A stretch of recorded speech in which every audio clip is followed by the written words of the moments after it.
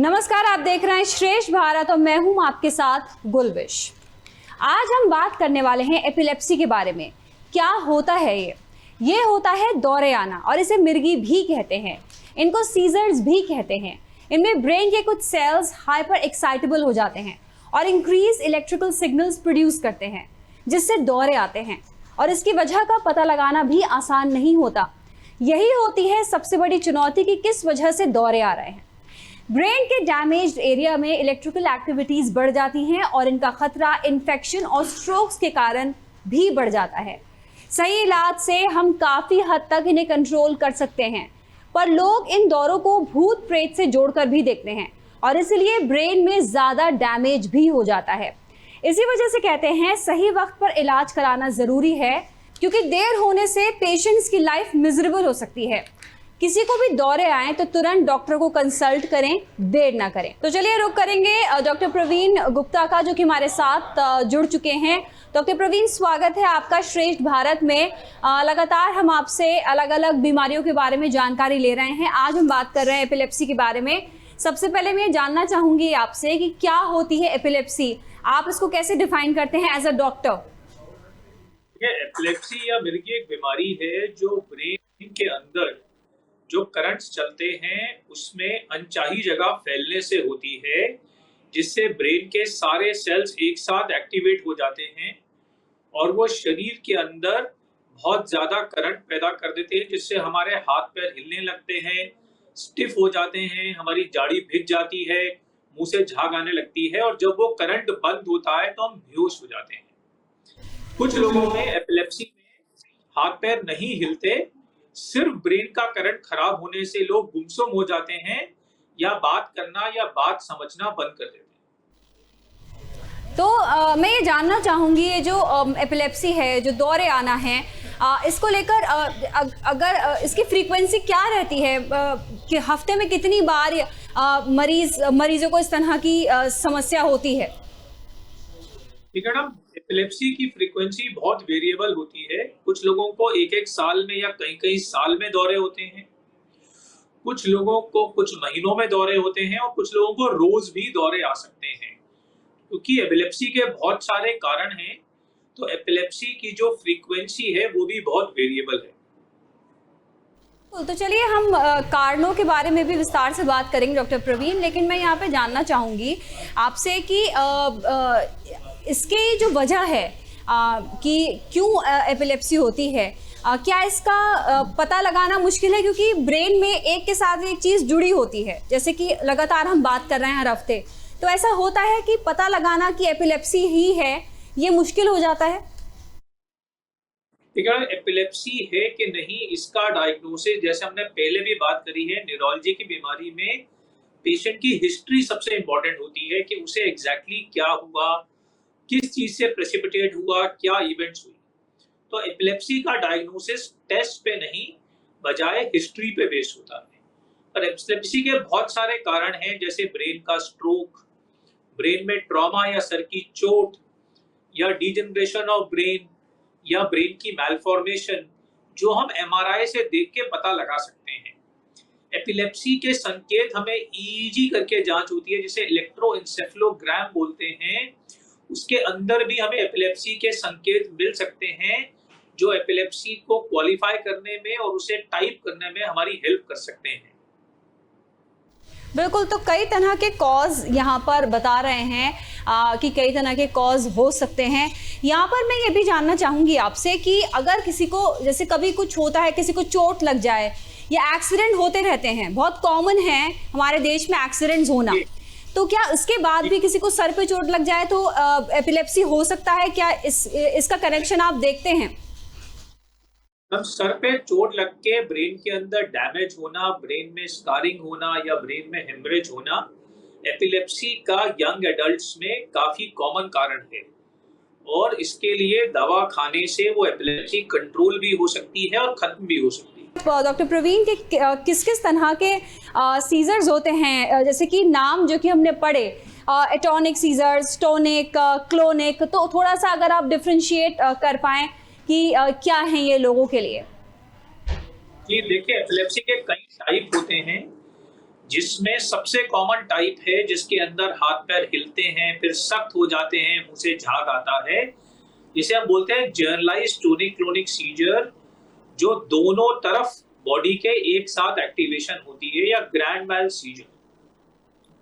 कुछ लोगों को सीजर बॉडी के एक हाथ से, जैसे एक हाथ पहले हिला या एक साइड टेढ़ी हो गई पहले, या कुछ एबनॉर्मल सेंसेशन हुई और फिर दौरा पूरी बॉडी में फैल गया, उसे हम बोलते हैं पार्शियल या focal seizure with secondary generalisation.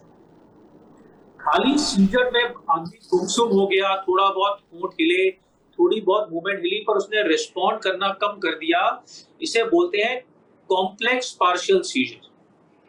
बच्चों में हम देखते हैं कि कभी कभी बच्चे कुछ सेकंड्स के लिए अचानक से सुन्न हो जाते हैं, उनकी आंख की पलकें हिलती हैं, हम बोलते हैं एब्सेंट सीजर्स।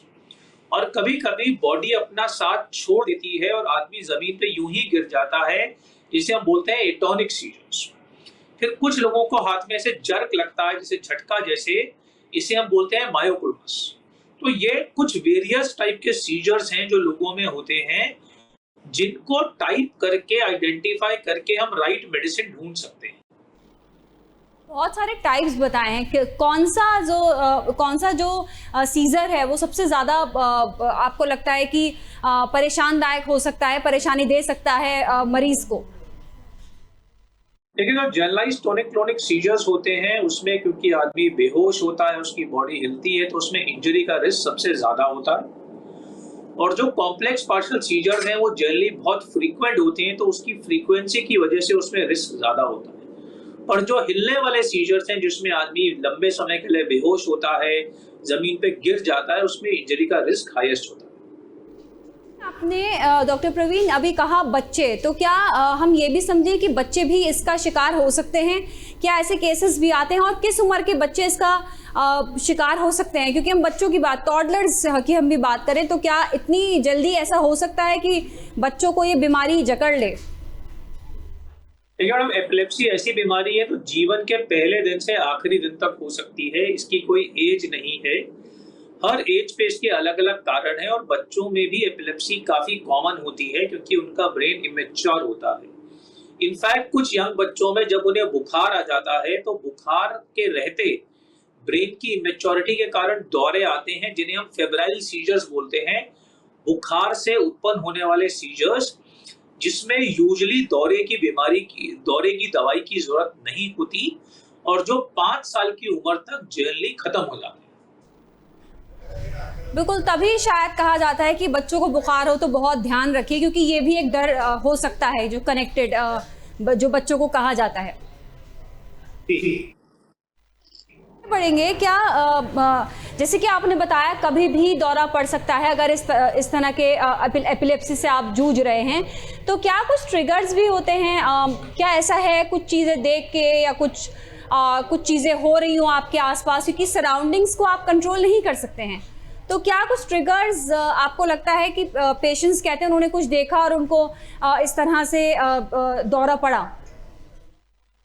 देखिए, एपिलेप्सी के में लाइफस्टाइल बहुत इंपॉर्टेंट है, क्योंकि लैक ऑफ स्लीप, नींद की कमी, दौरे प्रेसिपिटेट करने का एक बहुत बड़ा रीजन है। दूसरा, समय से खाना ना खाना, समय से दवाई ना लेना या अपनी दवाई को मिस करना दौरों के रिलैप्स के बहुत बड़े कारण हैं। कुछ लोगों को फ्लिकरिंग लाइट से, स्मेल से, डिस्को लाइट से भी दौरे आ सकते हैं। कुछ लोगों के दौरे अल्कोहल लेने से भी ट्रिगर हो सकते हैं। कभी कभी बहुत स्ट्रेस्ड होने से भी दौरे आ जाते हैं। तो दौरे के वेरियस ट्रिगर्स हैं, पर समय पे खाना, समय पे दवाई लेना और एडिक्वेट नींद लेना 3 सबसे बड़ी प्रिकॉशंस हैं जो हम ले सकते हैं दौरों को दूर रखने के लिए। क्या फिजिकल ओवर एक्सर्शन भी एक ट्रिगर हो सकता है? क्योंकि ये तो कॉमन किसी की लाइफ में भी हो सकता है, होता है कई बार आपको बहुत काम होता है, आपको ऑफिस में काम है, आपको घर में काम है, तो क्या ये भी एक कारण बन सकता है, बहुत ज़्यादा physical over exertion? Normal physical exertion is not usually a cause of seizures, but अगर आदमी एग्जॉस्ट हो जाए, उसकी नींद खराब हो जाए, वो खाना ना खाए, दवाई भूल जाए, साथ में एग्जॉशन हो जाए, तो ऐसे में दौरे होने का रिस्क काफी बढ़ जाता है। क्योंकि हम लगातार अलग अलग न्यूरो से जुड़ी दिक्कतों की बात कर रहे हैं डॉक्टर प्रवीण, क्या ऐसा भी है कि कुछ दवाइयाँ आप ले रहे हो किसी और बीमारी की वजह से और उससे भी ये ट्रिगर हो सकते हैं, क्या ऐसा है? ये पुराने जमाने की खांसी की दवाइयां जैसे एविल, फिनार्गन कुछ लोगों में दौरों का रिस्क बढ़ाती थी। कुछ एंटीबायोटिक्स जो खासकर फ्लॉक्सासिन से चालू होती हैं जैसे सिप्रोफ्लॉक्सासिन, ओफ्लॉक्सासिन, लीवोफ्लॉक्सासिन, ये भी दौरों के रिस्क को ट्रिगर कर सकती हैं। तो अगर आपको दौरे की बीमारी है तो आपके डॉक्टर आपको बताएंगे कि कौन सी दवाइयां आपकी दवाइयों से इंटरेक्ट करती हैं या कौन सी दवाई दौरे का रिस्क बढ़ाती हैं, ताकि जब आप किसी भी डॉक्टर को मिले तो उन दवाइयों से परहेज करें, वो दवाइयां ना खाएं। जो एडिक्शन की ड्रग्स होती हैं या जो ड्रग्स लेते हैं लोग, वो ड्रग्स भी ब्रेन के थ्रेशोल्ड को बदल के दौरा ट्रिगर कर सकते हैं। तो यहाँ पर अगर आप देखें तो एक के साथ एक चीज़ जुड़ी हुई है। अगर हम अपने ब्रेन की बात करें और ऐसे में अगर आप एक किसी दिक्कत की दवाई खा रहे हैं तो अगर आप किसी और न्यूरो से कंसल्ट कर रहे हैं तो आपको वो दवाइयाँ बतानी बहुत ज़रूरी हैं। ये कहीं ना कहीं ये जो मिसिंग लिंक नहीं होना चाहिए, जो लगातार बात करते हैं डॉक्टर प्रवीण की हिस्ट्री आपको देखते हैं पेशेंट की, तो यही वो चीज़ है कि आप बताएं, डॉक्टर से कंसल्ट करें कि हम ये खा रहे हैं, ये दिक्कत है और ये और समस्या है। तो आगे बढ़ेंगे। क्या ऐसा हो सकता है कि जो पेशेंट्स हैं आप उनको क्या सजेस्ट करते हैं, क्योंकि ट्रिगर्स होते हैं आपके आसपास सराउंडिंग में, ट्रिगर्स कभी भी हो सकते हैं, आप उन चीज़ों को कंट्रोल नहीं कर सकते, तो आप एज अ डॉक्टर आप क्या सजेस्ट करते हैं पेशेंट्स को कि कैसे वो पहचाने ट्रिगर्स को और क्या करें? जब दौरे के जो ट्रिगर्स हैं ना, वो इंटरनल हैं, मरीज की खुद की आदतों और लाइफस्टाइल से ज़्यादा जुड़े हुए हैं, जिसकी अच्छी बात यह है कि मरीज उसको खुद ही कंट्रोल कर सकता है। तो रेगुलर रूटीन, रेगुलर खाना खाना, प्रॉपर स्लीप, अगर किसी वजह से स्लीप मिस हुई है तो उसे मेकअप करना, दवाई का टाइम बिल्कुल मिस नहीं करना, दवा के टाइम को खाने से नहीं जोड़ना बल्कि करेक्ट टाइम पे दवा खाना समय के हिसाब से, अगर दवाई मिस हो जाए तो तुरंत उसे खा लेना, ये सब प्रिकॉशंस अगर वो लेगा तो उसकी एक्सटर्नल ट्रिगरिंग तो बहुत कम होती है और एडिक्शन से बचना, तो फिर उसके दौरों की ट्रिगरिंग बहुत कम हो जाएगी और उसका सीजर कंट्रोल बेटर हो जाएगा। लगातार एक बात कहते हैं, समय पे दवाई लेना कितना इम्पोर्टेंट है इस तरह के केसेस में, समय पे दवाई लेना, और क्यों इस पे आप बार बार एम्फेसिस करते हैं डॉक्टर प्रवीण? देखिए मैडम, क्या होता है कि अगर हम दवा टाइम पे नहीं लेते तो हमारे ब्रेन के अंदर जो दवाई का लेवल है, उसकी जो मात्रा है वो फ्लक्चुएट करती है।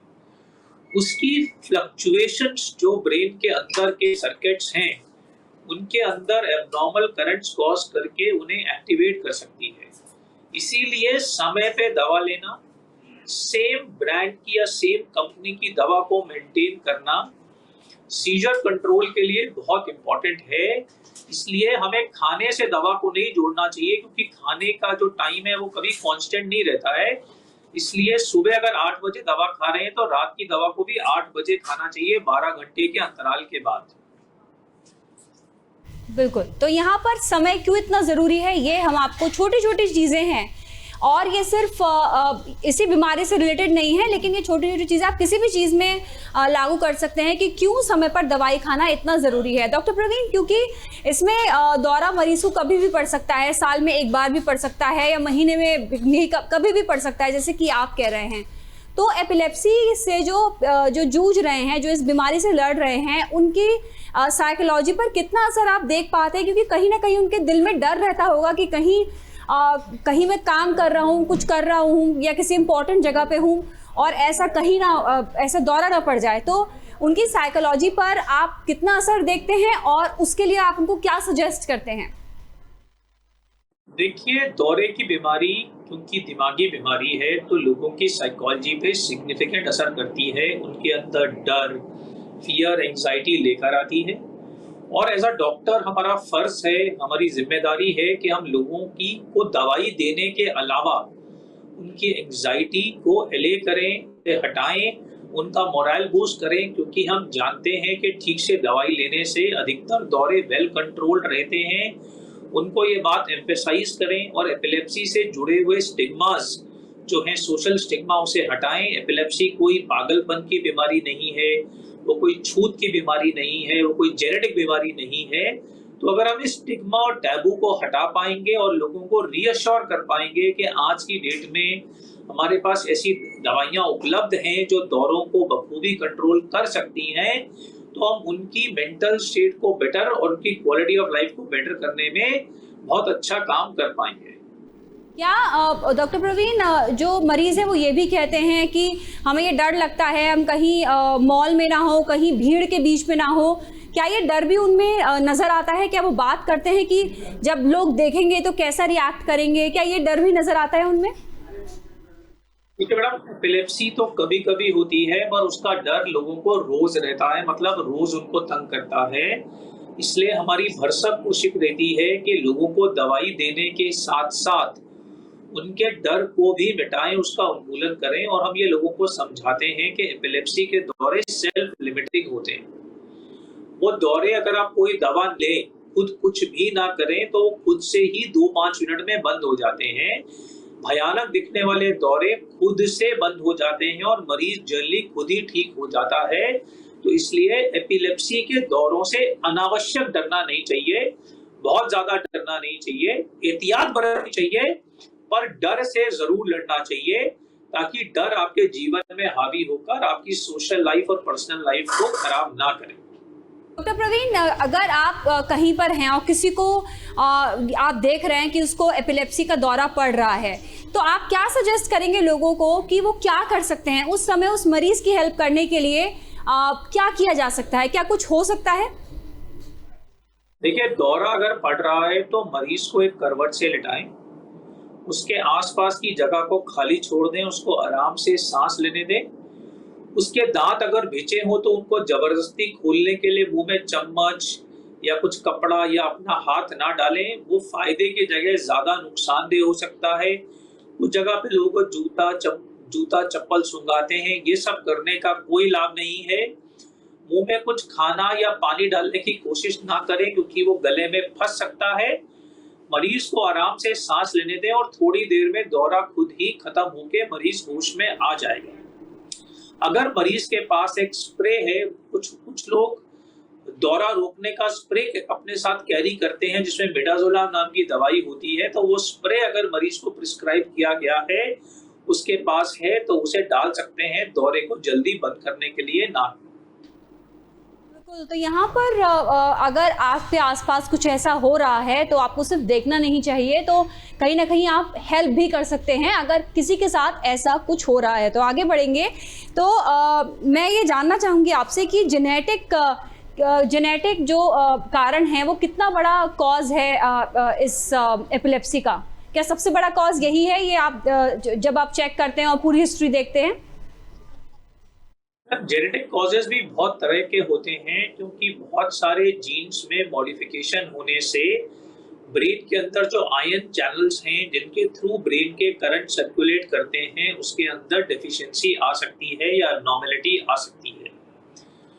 पर जो सबसे कॉमन कारण है जिसमें जो लोगों के साथ रहता है, जिसे हम जुवेनाइल मायोक्रोनिक एपिलेप्सी बोलते हैं, वो एक बहुत ही वेल कंट्रोल्ड एपिलेप्सी होती है, जिसमें मरीज थोड़ी दवाई से ही लंबे समय तक दवाई तो खाते हैं पर बिल्कुल ठीक रहते हैं, नॉर्मल जीवन व्यतीत कर पाते हैं। जिन लोगों को डिफिकल्ट टू कंट्रोल एपिलेप्सी है, जो आम दवाओं से ठीक नहीं हो रही या 2-3 दवाओं से ठीक नहीं हो रही, तो कभी कभी हम उनका जेनेटिक एनालिसिस करके जीन्स पता लगा के पेशेंट के जेनेटिक्स के अनुसार दवाई भी दे सकते हैं। इसलिए रेलेवेंट केसेस में जेनेटिक एनालिसिस की सिग्निफिकेंट इंपॉर्टेंस हो सकती है।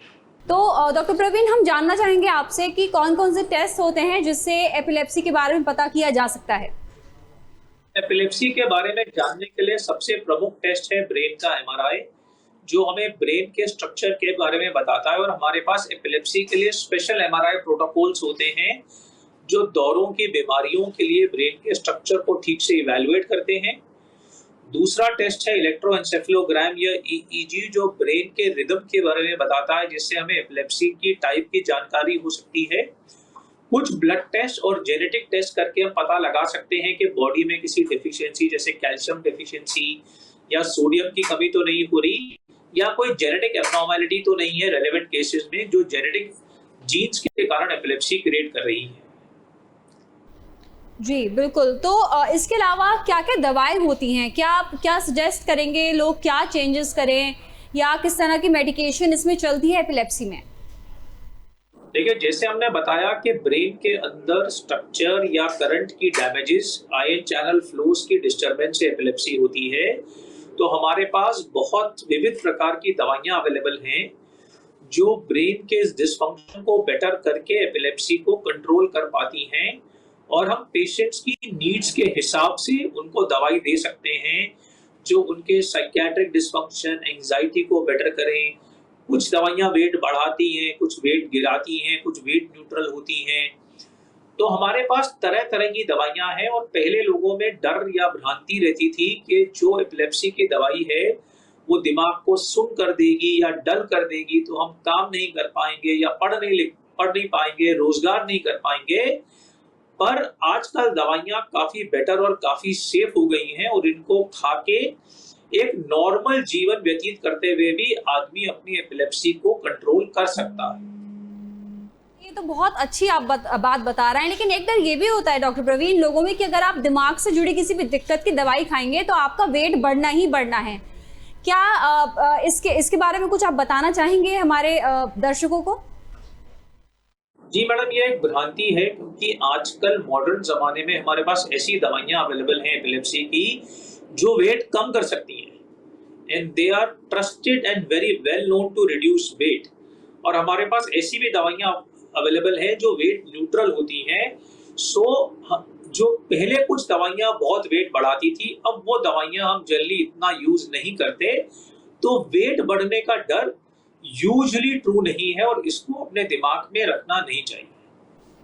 बिल्कुल। तो कई मिथ्स हैं जो कि लोगों ने पहले से बना रखे हैं, तो कहीं ना कहीं वो तोड़ने भी ज़रूरी हैं। यहाँ पर डाइट थेरेपी कितनी इंपॉर्टेंट हो सकती है एपिलेप्सी में डॉक्टर प्रवीण?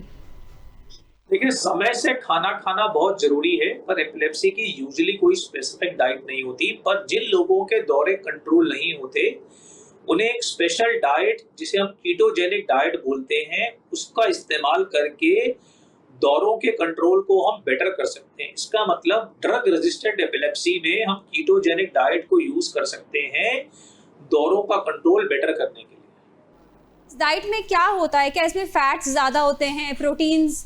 थोड़ा अगर आप थोड़ा बता पाएं शॉर्ट में। देखिए, कीटोजेनिक डाइट एक डाइट है जिसके अंदर हम फैट्स का इंटेक बढ़ा के बॉडी में कीटोन्स की मात्रा बढ़ाते हैं। जो कीटोन्स होते हैं उनकी हमारी ब्रेन के अंदर पेनिट्रेशन बहुत अच्छी होती है, तो वो हमारे ब्रेन के होम्योस्टेसिस को रेगुलेट करके ब्रेन की इरिटेबिलिटी को कम करते हैं, जिससे दौरे कम हो जाते हैं।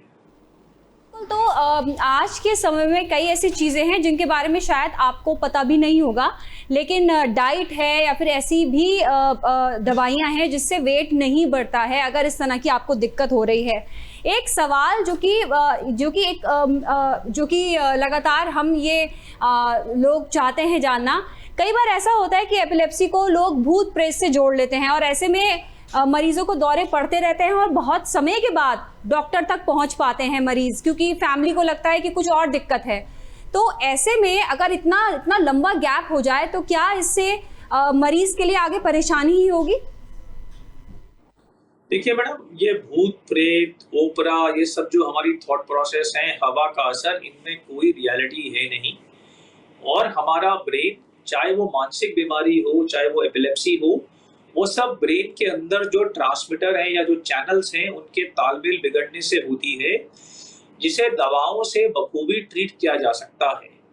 पर हम जितना समय बिताएंगे ठीक इलाज लेने से पहले, उतनी ही बीमारी बिगड़ती जाएगी और उसको कंट्रोल करना और डिफिकल्ट हो सकता है। इसलिए इन सब भ्रांतियों में ना फंसे, प्रॉपर इलाज करें, क्योंकि आजकल इलाज काफी सेफ है। हमारे पास डिफरेंट मरीजों की नीड्स के लिए डिफरेंट दवाइयां अवेलेबल हैं जो उनको सूट कर सकती हैं। अगर आपको एक दवाई सूट ना करे तो उस दवाई को हम चेंज करके डिफरेंट दवाई दे सकते हैं आपको। इसलिए प्रॉपर इलाज करना हर लिहाज से बेहतर है और क्वैक्स के पास जाने से बचें। बिल्कुल। और सबसे अहम बात है कि जितना आप लेट करेंगे उतना बीमारी आपके बॉडी में घर करेगी। ये सबसे अहम है। किसी भी बीमारी से ये रिलेटेड आप इसको देख सकते हैं कि अगर ज़रूरत अभी है तो अभी आपको इलाज करना पड़ेगा। आप उसके लिए बहुत महीनों रुक नहीं सकते हैं। डॉक्टर प्रवीण, कार्यक्रम को समाप्त करने का समय आ गया है, तो बिल्कुल आखिर में आप क्या कहना चाहेंगे मरीजों से एपिलेप्सी के कि उनके लिए कुछ टिप्स, साथ में उनके फैमिली के लिए या फिर उन लोगों के लिए जो आसपास ही होता हुआ देख रहे हैं, क्या आप कहना चाहेंगे उनको? देखिए मैडम, एपिलेप्सी लोगों के अंदर बहुत चिंता, भ्रांतियां लाती हैं। लोग एपिलेप्टिक लोगों से शादी करने से घबराते हैं। कुछ लोगों को प्रेगनेंसी के बारे में बहुत कौतूहल होता है, पर एपिलेप्सी एक बहुत ही वेल कंट्रोल्ड बीमारी है, काफ़ी प्रेवलेंट है। ना ये छूत की बीमारी है, ना ये मानसिक बीमारी है, ना ये पागलपन है। तो इसके आगे टैबू या मिथ नहीं बनाएं। एपिलेप्सी के मरीजों का हौसला बढ़ाएं ताकि वो कॉन्फिडेंस से अपनी लाइफ लीड कर सकें। वो नॉर्मल लोगों की तरह एक नॉर्मल खुशहाल लाइफ जीने के लिए कैपेबल हैं। आज हमारे पास डाइट, दवाई, सर्जरी, कई तरह के इलाज हैं जो एपिलेप्सी के मरीजों की लाइफ को बेटर कर सकती है। इसलिए इस इलाज को अपनाएं, इस सीख को अपनाएं और अपना और उन मरीजों का लाइफ बेटर करें। बहुत शुक्रिया डॉक्टर प्रवीण, आप यहाँ पर आए, हमारे साथ जुड़े और ये सारी जानकारी साझा करी है। तो कहीं ना कहीं जो मरीज़ है वो तो इससे जूझ ही रहा है और कई ऐसी नई चीज़ें हैं, आधुनिक दवाइयाँ हैं जिससे उनको मदद मिलेगी, लेकिन इसके साथ ही एज अ सोसाइटी हमें थोड़ा और सेंसिटिव होने की ज़रूरत है।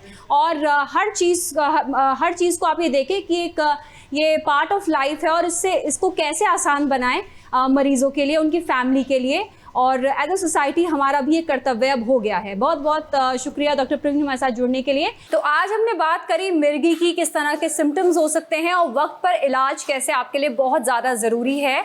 आप अगर कोई चाहे सवाल पूछना तो हमसे सवाल पूछ सकते हैं, कोई टॉपिक जो आप चाहते हैं हम इस कार्यक्रम में डिस्कस करें तो आप हमें लिख सकते हैं askthedoctor@shreshbharat.tv पर आप हमें लिख सकते हैं। हम उन सवालों का जवाब देने की कोशिश करेंगे। फिलहाल अभी के लिए दीजिए इजाज़त।